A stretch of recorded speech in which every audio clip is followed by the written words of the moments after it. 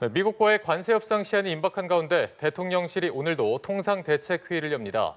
민주당은 전당대회를 앞두고 당권 경쟁이 뜨거운 가운데 국민의힘은 주요 인사 징계 문제로 파장이 커지고 있습니다. 네, 관련한 내용 최진 대통령 리더십 연구원장, 김종혁 전 국민의힘 최고위원과 자세히 이야기 나눠보겠습니다. 안녕하십니까? 안녕하십니까? 네, 안녕하십니까? 네. 자, 저희가 미국과의 관세 협상 관련해서 먼저 얘기를 나눠보도록 하겠습니다. 이제 정말 시한이 임박했습니다. 그 와중에서 지금 미국은 일본, EU와 잇따라 협상을 타결하면서 어떻게 보면 압박의 수위를 높여가고 있는데 우리 정부도 오늘 대책회의를 열면서 총력 대응에 나섭니다. 돌파구를 어떤 식으로 찾아야 된다고 보십니까? 저는 정말 돌파구를 찾기가 쉽지 않겠다. 최선이 아닌 차선이라도 찾았으면 좋겠다는 생각이 듭니다. 어제 현재 시간으로 지금 백악관에서 그런 얘기를 했지 않습니까? 불공정한 무역의 장벽을 낮추기 위해서 한국과 미국이 지금 상당히 생산적인 협상을 진행 중이다. 그런데 이 말은 뒤집어 보면 이제 미국이 많은 걸 얻어내기 위해서 한국을 지금 압박하고 있다. 이런 내용이거든요. 그러니까 미국이 협상이 잘 돼가고 있다라는 얘기는 지금 우리 한국 입장에 대단히 불리하다는 얘기입니다. 거기다가 지금 우리는 주한미군이라는 상당히 좀 불리한 어떤 연결고리가 있거든요. 그렇기 때문에 협상이 전반적으로 미국은 상당히 공격하고 우리는 아주 힘겹게 방어하는 그런 지금 양상을 띠고 있는데 어쨌든 막판까지 좀 우리가 외교력을 총동원해서 좀 최선이 어렵다면 차선을 얻어냈으면 좋겠다는 기대를 하고 있습니다. 네, 쉽지 않은 상황에서 차선이라도 좀 잘 찾았으면 좋겠다라고 말씀해 주셨는데 지금 우리 협상단 귀국까지 미루면서 지금 계속해서 총력을 기울이고 있습니다. 비관세 장벽을 해소하기 위한 노력을 강조하는 등 여러 가지 카드를 제시하고 있는데 어떤 식으로 좀 결론이 날 거라고 전망을 하십니까? 제가 경제 전문가가 아니니까 말씀드리긴 좀 조심스럽습니다만 제가 정치적으로 생각을 해보면 트럼프라는 분은 무슨 이데올로기나 동맹이나 이런 거 아무것도 안 따지는 사람이거든요. 그냥 자기 이해관계만 따지는 분이에요. 그러니까 여기서 다른 쪽으로 가서는 안 되고 그리고 자기에게 이해가 되면 한국에서 줄 수 있는 게 뭐냐. 우리도 카드가 있어야 돼요. 미국이 이거는 우리가 너무 한국을 밀어붙이면 나중에 한국으로부터도 우리가 좀 불이익을 받을 게 있는데 라는 거. 예를 들면 선박이라든가 이런 부분들에 대해서 우리가 어떤 카드를 제시하느냐를 그건 이제 결국 정부가 해야 되는데 저는 좀 쉽지 않은 협상이다. 이건 우리나라뿐만이 아니고 어느 나라든지 간에 동맹이든 비동맹이든 트럼프 같은 사람을 상대하기는 정말 어렵다. 좀 지켜봐야겠는데요. 잘 해결해 나가기를 바랄 수밖에 없겠네요. 네.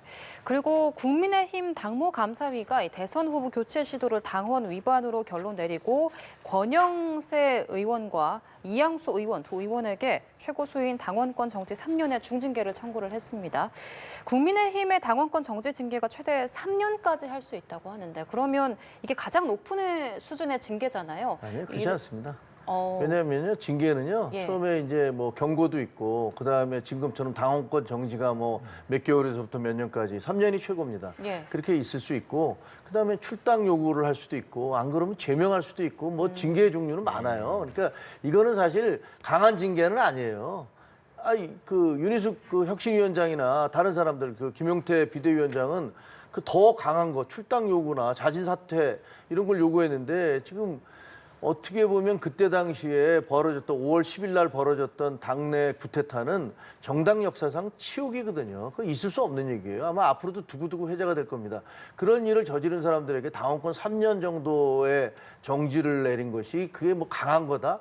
저는 그렇게 생각하지 않고요. 이게 또 윤리위로 가면 윤리위에서 또 깎여 내려가면요. 예를 들어서 한 2년이나 1년이나 이런 거 보면 그건 있으나 마나한 징계라고 보여져요. 왜냐하면 3년도 아니면 다음에 총선에 출마할 수도 있는 거 아닙니까? 그래서 글쎄 이런 정도의 징계를 했다고 해서 그것도 최종적으로 결정된 것도 아닌데 과연 국민들이 그걸 납득하실까? 저는 쉽지 않을 거라고 봅니다. 그럼 이런 징계를 내린 배경은 뭐라고 보시는지? 아니 그거는 국민적 비난 그리고 당원들의 목소리가 계속 끓고 있으니까 뭔가 조치를 안 할 수가 없잖아요. 조치를 하긴 해야 되는데 그 조치를 어떻게 보면 이제 우리들로서 할 수 있는 건 최선을 다했다 이렇게 얘기하고 싶으시겠죠. 근데 그게 국민적 눈높이에 맞지 않는다라고 저는 봅니다. 근데 물론 당사자들은 권영세, 이양수 두 분은 뭐 펄펄 뛰고 있고, 근데 그 반대쪽에서는 권성동 대표는 왜 안 들어갔느냐 뭐 이런 얘기를 하고 있는 거고, 그래서 저 문제를 가지고도 한동안 좀 시끄러울 것 같습니다. 예, 그다지 강한 수준의 징계는 아니다라고 말씀하셨는데 어떻게 보시는지요? 저는 이제 솔직히 좀 놀랐습니다. 사실은 그 당시에 이제 당 비대위원장을 했고 사무총장을 했던 사람에 대한 당무감사를 4개월 진행했는데 저는 그냥 유야무야 넘어가도 뭐 별로 크게 관심 가질 사람이 없습니다. 근데 전격적으로 당원 정지 3년 이거는 상당히 이제 중징계이기 때문에 저도 이제 깜짝 놀랐고 당사자나 이제 정치권에 상당히 좀 놀란 사람들이 더 많은 것 같아요. 그래서 당이 뭔가 좀 자기 혁신하고 반성한다라는 걸 좀 파격적으로 보여준 모습이다. 다만 저 부분에 대한 진정성이라든지 현실성에 대해서는 상당히 여전히 고개를 갸우뚱합니다. 정말 저 사람들을 치기 친윤의 핵심 중의 핵심인 권영세훈을 정말 치기 위한 저게 중징계였나? 실제로 저게 다 국회 윤리위원회 넘어가지 않습니까? 예. 윤리위에 넘어갈 때 실제로 저렇게 될까? 아니면 용두사미로 갈까? 지금 윤리위원장이 지금 권영세 의원하고는 지금 아주 가까운 지금 대학 동기 동창이거든요. 그래서 이런 이제 사적인 인연들 이런 걸 여러 가지로 봤을 때 실제로 과연 중징계가 결말이 어떻게 될지에 따라서 어떤 민심이나 당원들의 평가는 좀 크게 엇갈릴 것 같다. 그래서 조금 더 지켜보자라는 그런 의견 좀 있는 것 같습니다. 네, 최종 결론이 어떻게 나올지 용두사미가 될 것인지 좀 지켜봐야겠다 말씀해 주셨고 앞서 말씀하실 때 이제 윤리위로 넘어가면 더 깎일 것이다. 2년, 1년 이렇게 깎일 것이다라고도 말씀해 주셨는데 실제로 윤리위에 넘어가면 어떤 식으로 결론이 날 거라고 전망하십니까? 아니, 그래서 제가 그걸 미리 예단해서 할 수는 없죠. 그건 윤리위원들께서 평가를 하시는 거잖아요. 네네. 지금 현재 당무위원 7명 중에서, 그러니까 당무감사위원 7명 중에서는 6명이 참석해서 만장일치로 3년으로 가야 된다 이렇게 결정을 하셨대요. 네. 근데 윤리위는 제가 윤리위원장은 이제 여상원 위원장이신데 나머지 윤리위원들은 그 공개돼 있지는 않아요. 근데 3분의 2는 외부 인사로 정하도록 돼 있어요. 그러니까 외부 인사들도 꽤 들어가셨기 때문에 어떤 결론이 내려질지는 알 수가 없습니다만 일각에서는 아까 우리 최 교수님 말씀하신 대로 그거 뭐 그 윤리위원장하고 저 권영세 비대위원장이 그 본인이 임명한 사람이고 더구나 또 친구 사이니까 이게 그냥 용두사미로 그냥 흐지부지 되는 거 아니야? 그러니까 일단 그 국민적 비난 이것들을 피하기 위한 그런 어떤 물타기 아니야? 이렇게 의구심을 갖는 분들도 있으세요. 그럼 어떻게 될지는 윤리위에서 결정하겠죠. 네, 그래서 어떻게 좀 결론 날 거라고 보십니까? 그러니까 저도 지금 그 부분이 가장 중요한 포인트라고 봅니다. 이게 만약에 말이죠. 이게 별거 없다라는 식으로 미움이 비슷하게 나버리면 지금 감사위원회에서 중징계를 한 게 오히려 더 훨씬 후폭풍이 올 수가 있겠죠. 근데 어떤 형태로든 뭔가 징계를 좀 이루어질 거라고 저는 봅니다.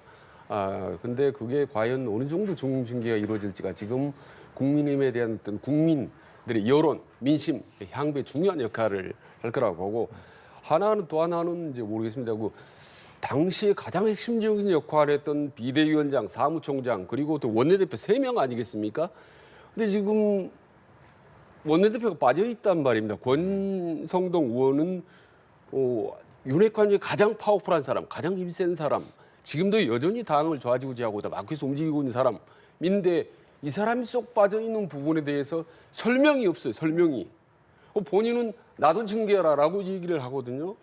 이게 뭔가라고 상당히 좀 어리둥절한 상황입니다. 사실 중징계인데도 진짜 중징계해야 될 사람 빠져 있고 이걸 어떻게 해석해야 될지 저희 같이 평론을 한 사람도 좀 상당히 혼란스럽습니다. 사실은. 네. 예, 말씀하신 것처럼 이 권성동 의원이 제외가 되면서 좀 논란이 커지고 있는데 이로 인해서 좀 개파 갈등이 또다시 불거질 수 있다는 이야기도 나오고 있거든요. 이 부분에 대해서는 어떻게 보십니까? 그러니까 개파는 지금 갈등은 이미 계속 매일매일 계속되고 있습니다. 물 밑에서 사실은. 그러다 이번 이제 당무감사 결과로 해서 밖으로 표출이 됐는데 저는 이 물 밑에서 부글부글 끓고 있는 이런 그 국민의힘의 갈등 이런 것들이 빨리 밖으로 표출돼야 된다고 봅니다. 그래서 정리가 돼야 됩니다. 지금처럼 이렇게 들어갔다 날아갔다 이렇게 수면으로 오르락내리락 하는 것은 국민의힘을 위해서 바람직하지 않다. 그래서 기왕에 당무감사를 해서 2명이 중징계를 받았고 또 1명이 오르내리니 권성동까지 해서 저 세 사람에 대한 입장을 확실하게 해야 됩니다. 그래서 참 본의 아니게 어떤 뭐 윤리위원회 결정에 따라서 국민의힘의 어떤 여론, 향방, 근데 이런 부분들 그다음에 뭐 또 친윤 이런 여러 가지 것들이 종합적으로 판단이 평가가 좀 엇갈릴 것 같아요. 그래서 그동안 전에 나타났던 여상원 윤리위원장의 역할이 의외로 중요해졌다. 아주 근데 저는 뭐 말씀드리면 정말 냉철하고 객관적인 심사를 하지 않으면 상당히 여러 가지 국민의힘 전체가 어려워질 거라고 저는 봅니다. 예. 근데 저는 그 계파 갈등이라는 게요. 그렇게 물타기 하면 안 된다고 생각해요.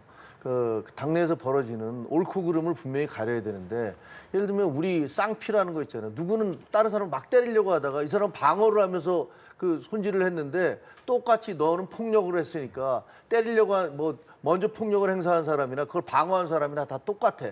이렇게 얘기하면 이게 말이 안 되잖아요. 한 사람 가해자고 한 사람 피해자인데 그러면 우리 당내에서 벌어지는 일들이라는 게 지금 그때 5월 10일 날 벌어졌던 당내 그 구테타 새벽에 3시에 후보를 바꾸는 이거는 정당 역사상 있을 수 없는 짓을 한 거예요.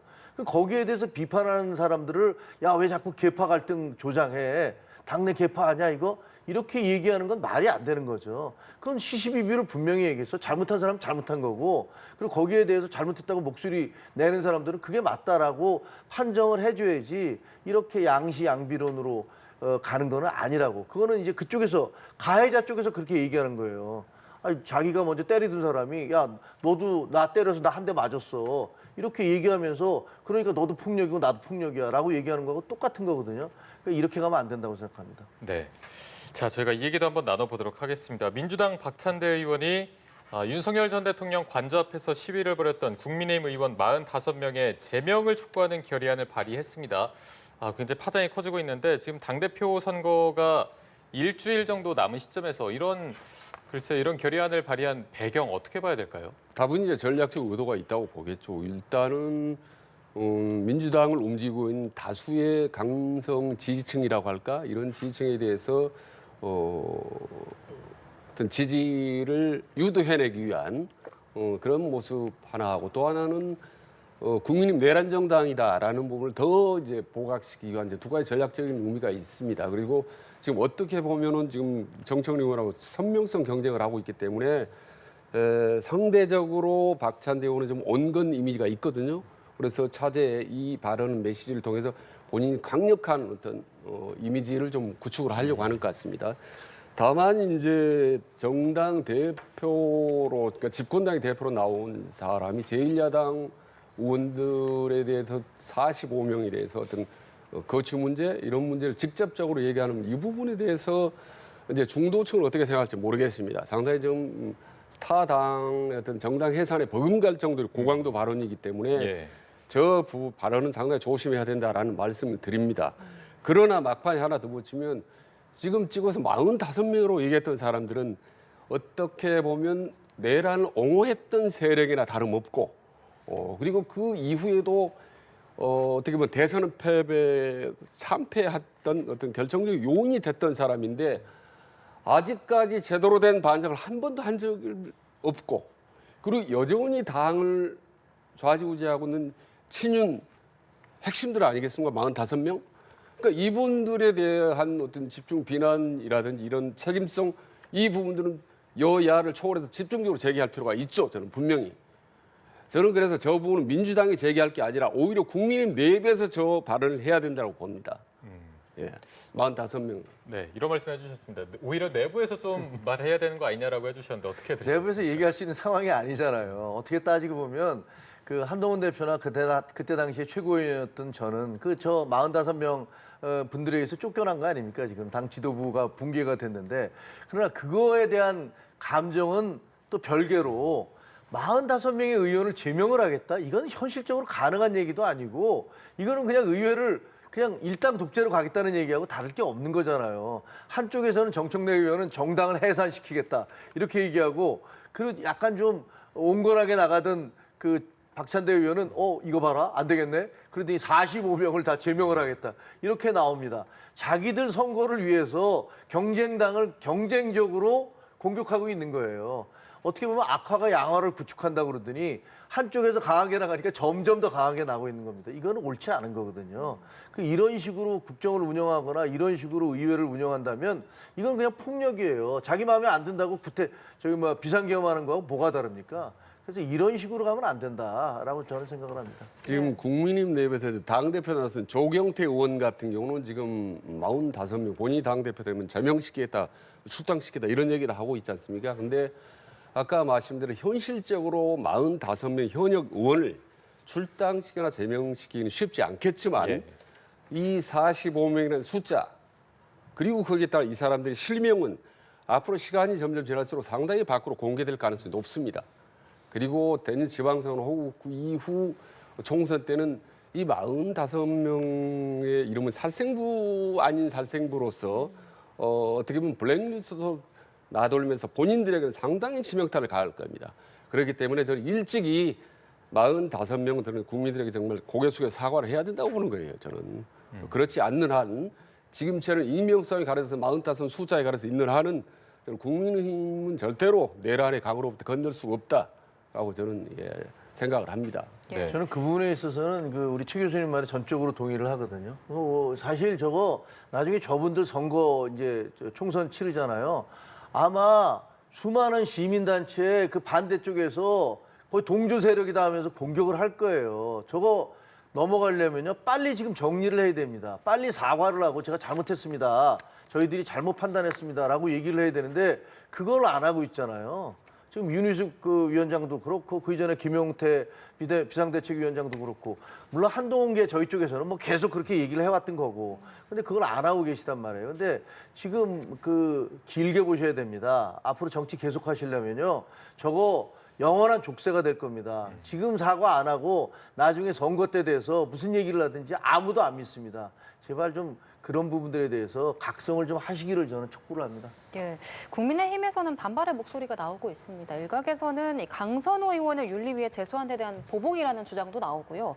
또 주진우 의원은 이재명 대통령의 재판 저지를 도운 의원들을 색출하겠다라고 하면서 맞불 제명을 시사하고 나섰는데 이 부분에 대해서는 어떻게 보십니까? 그건 예를 들면 이에는 이, 눈에는 눈 이런 식인데 그 명분상 우리가 좀 밀리잖아요. 왜냐면 우리는 비상계엄과 그다음에 그것을 막겠다고 그 앞에 그 관저에 갔던 거니까 그렇게 맞불을 하면 저희한테 유리할 건 없고요.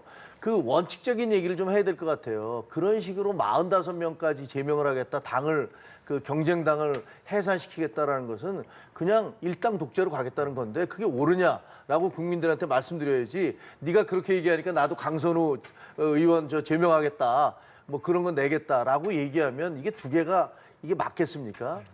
저는 별로 이렇게 효과적인 전략은 아니다라고 생각합니다. 네, 전략적으로 다른 방법으로 접근해야 한다고 이야기를 하셨는데 어떻게 보십니까? 그렇습니다. 더 전반적으로 동의를 하고요. 저는 그 강선우 의원과 관련해서 이재명 대통령이 임명을 강행할 거로 생각을 했어요. 저도 그랬어요. 예, 원래 그 당대표나 정치 스타일을 볼 때 갑질 비판을 받지만 특별히 위법, 탈법한 건 아니기 때문에 또 밀어붙일 거라고 예상을 했는데 의외로 전격적으로 이게 어떻게 보면 자진철회 어떤 본인 이제 낙마를 하게 됐는데 그 재선원이란 말입니다. 그런데 낙마해서 상당히 본인에게는 치명적이고 앞으로 다시 삼선할 때도 애로사항이 많을 겁니다. 강선우 의원이. 근데 저는 여기서 끝났다. 강선우 의원은 상당히 치명타를 먹었다라고 생각을 했는데 그걸 또 의원직 사퇴를 국민의힘에서 주장하더라고요. 그래서 저까지 좀 약간 오바가 아닌가 저는 솔직히 생각을 했습니다. 근데 또 돌연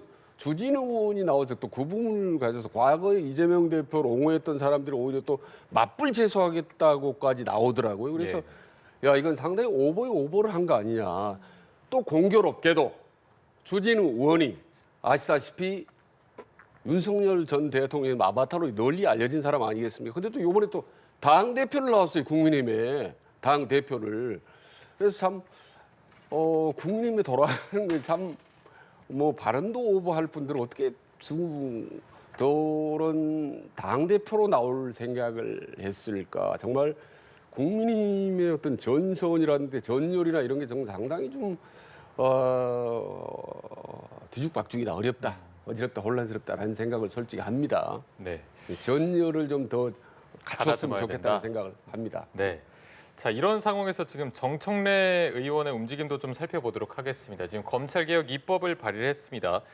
추석 전에 끝내겠다 이런 표현까지 나왔는데 어떻게 보면 박찬대 의원도 그렇고 정청래 의원도 그렇고 선명성을 굉장히 강조하는 분위기입니다. 앞으로의 판세를 어떻게 좀 예측해 봐야 될까요? 그러니까 일단 정청래 의원이 이제 탄핵 비상계엄 정국에서 법사위원장을 했지 않습니까? 그래서 국회 측 대리인 역할을 해서 하면 상당히 좀 그 언론에 많이 노출도가 많았어요. 예. 인지도도 높고 그렇기 때문에 좀 당원들에게 일반 선거 첫부터 좀 유리한 구도였죠. 그래서 저는 두 사람의 대결을 이재명 대통령 호위무사 대 이재명 대통령의 어떤 아바타의 대결이다 이렇게 봤는데 호위무사가 정말 좀 유리하긴 하죠. 근데 조금 전에 지금 정책래 의원은 선명성에서 유리한데 더 선명하게 해서 확실하게 당원들의 어떤 지지를 받겠다라면서 검찰개혁 입법 발의를 두 개 했지 않습니까?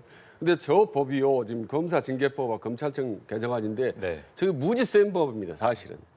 그동안의 검찰 같은 경우는 뭐 해임 징계라든지 파면이라든지 감봉 이런 거 하는데 특별하게 어떤 금고 이상 형을 받지 않는 파면을 하지 않게 했습니다. 근데 지금 파면을 가능하게 한 법입니다 사실은. 검찰 꼼짝 마라. 너희들 정말 범법행위 저러면 바로 그냥 파면하겠다는 아주 강력한 그 압박의 그런 법안이기 때문에 저 법안이 통과되면 이제 훨씬 더 검찰 개혁이 이제 강도가 높아질 거라고. 어쨌든 지금 뭐 정청래 의원이 지금 여러 가지로 첫 번의 경선이 유리한 구도입니다. 그래서 박찬대 의원은 또 더 강하게, 더 선명하게 하는 그 선명성의 경쟁이 두 사람 간에 이루어질 거라고 저는 보는데 결론적으로 선명성 경쟁은 그렇게 이재명 대통령에 큰 도움이 안 됩니다. 뭐 이미 두 사람이 선명한 건 세상이 다 알고 있어요. 그렇기 때문에 어떻게 보면 더 정책적이고 더 어떤 중도층을 끌어안을 수 있는 그런 대안이다. 말하자면 어떻게 보면 이재명 대통령이 갖고 있는 단점을 더 보완할 수 있는 사람이다라는 점을 부각시키는 것이 오히려 유리하고 당원들도 오히려 그 부분에 좀 더 비중을 두고 봤으면 좋겠다라는 생각을 그 제안을 드립니다. 오히려 정책으로 조금 더 승부를 봐야 한다라고 네. 제안까지 해주셨는데 말씀해 주신 대로 이 검찰개혁 입법이 굉장히 강력한 압박의 법안이기도 한데 추석 전에 끝내겠다 이렇게까지 좀 속도전을 내세웠거든요. 이 부분은 어떻게 봐야 되겠습니까? 저는요, 그 개혁이라는 이름으로 특정의 직업군을 악마화하는 것은 잘못됐다고 생각합니다. 그게 뭐 검사가 됐든 의사가 됐든 언론이 됐든 혹은 정치인이 됐든 자기들이 했던 것들은 깡그리 잊어버린 채 그 마치 권력을 잡고 나면 무슨 자기들이 하는 것을 다 정의고 선이라고 얘기하는 거 잘못됐습니다. 왜? 그렇게 따지면 윤석열 대통령을 이용해서 그 검찰을 이용해서 그 적폐청산이라는 것들을 그 칼을 휘두른 게 문재인 정부 아닙니까? 그래서 지금 대통령 만들어준 거 아닙니까? 그래놓고서 무슨 마치 자기들은 그런 것부터 완전히 자유로운 듯이 검찰 개혁을 뭐 이렇게 얘기하는 것은요, 그건 폭력입니다. 집권당의 폭력이기 때문에 그렇게 가면 반드시 후폭풍이 불어닥칠 것이고 좋지 않을 것이다라고 저는 생각을 합니다. 예. 그리고 꼭 추석 전이라고 시점을 뭐 급박을 필요는 없습니다. 어떻게 보면 잘 이루어져서 추석 훨씬 전에 이루어질 수 있는 거고 좀 더 준비를 하다 보면 추석 이후로 한참 늘어쳐질 수도 있거든요. 예. 그렇기 때문에 시점에 맞춰서 그렇게 뭐 서둘러서 하는 모습을 국민들에게 보여줄 필요는 전혀 없다고 봅니다. 예, 알겠습니다. 한편 최동석 신임 인사혁신처장의 과거 발언 논란이 거세게 일고 있습니다. 국민의힘은 임명 철회를 요구하고 있고요. 민주당 내부에서도 비판의 목소리가 나오고 있는데 이번 사안에 대해서는 어떻게 보시는지 좀 짧게 답변 부탁드리겠습니다. 그러니까 저 과거의 발언을 두고 국민의힘에서 임명 철회를 주장하는 건 조금 납득이 잘 안 되는 부분이고 이제 민주당 내부에서 이제 임명 철회 요구가 돼. 이를테면 특히 이 최동혁 인사혁신처장이 과거의 친문계 문재인 대통령과 가까웠던 사람을 많이 비판했던 부분에 대해서 불편해하는 것 같은데 이 부분은 민주당의 내부 사정이죠 사실은. 근데 사실 지금 이제 새로운 이재명 정부지 않습니까? 근데 과거에 문재인 정부의 비판을 했다고 해서 그 부분에 상당히 불편하고 좀 섭섭하고 화도 나겠지만 그것 때문에 과거 정부에도 비판은 같은 당 정 사람 비판했다고 해서 그걸 사퇴해야 된다면 저는 이건 좀 적절치 않다고 봅니다. 오히려. 네. 그래서 그런 거야말로 통합과 관련된 부분이기 때문에 문재인 정부에서 상당히 잘못한 점은 있고 그 부분을 비판한 사람도 그걸 받아들이면서 예. 함께 가는 것이 저는 통합 인사를 하기 때문에 철회를 주장한다 여야가 이거는 좀 적절치 않다고 보는 거고 다만 최동욱 의원이 정치적으로 이념점을 치우치지 않겠는가 이런 우려가 있기 때문에 앞으로 그런 부분에 대한 재발 방지책을 대통령이나 대통령실 참모들이 충분히 제대로 할 수 있겠냐 말하자면 인사 앞으로 제대로 할 수 있게 최동욱 인사처장에 대해서 최동석 여러 가지 네, 처장이요. 그런 장치를 하는 것이 더 중요하다고 생각을 합니다. 네. 예, 임명 철회 요구까지는 적절치 않다라고 하셨는데 어떻게 보시는지. 최동석 처장은 자격이 없는 사람이라고 저는 생각해요. 뭐 인사혁신처장인데 나는 텔레비전을 안 봐서 신문을 안 읽어서 그 사람이 강선우 씨가 누군지를 모른다라고 얘기하는 그런 말이 안 되는 소리가 세상에 어디 있습니까? 아니 그런 사람이 어떻게 인사를 담당해요? 공무원 인사를 그 80만 명, 100만 명 공무원 인사를 어떻게 담당합니까? 그리고 그분이요 뭐라고 그랬냐면 그 이재명 대통령 5년 갖고 부족하니까 10년, 20년 대통령 해야 된다 그러고 뭐 민족의 구세주라고 그러고 뭐 수호자인가 뭐 이런 식으로 뭐 표현은 정확히 모르겠습니다. 그런 취지로 얘기를 했는데 이재명 대통령 성공하려면요 저런 사람들 주변에 얼씬도 못하게 해야 됩니다. 그래야 이제 정부가 성공합니다. 저런 사람이 옆에 앉아서 저렇게 용비어천가나 부르고 앉아 있으면 그런 사람이 인사를 담당하게 되면 그 정부가 제대로 되겠습니까? 제가 그냥 충정해서 드리는 말씀인데 저런 사람 빨리 쳐내야 됩니다. 네, 알겠습니다. 오늘 두 분 말씀은 여기까지 들어보도록 하겠습니다. 지금까지 김종혁 전 국민의힘 최고위원, 최진 대통령 리더십 연구원장 두 분과 함께했습니다. 고맙습니다. 고맙습니다. 네, 고맙습니다.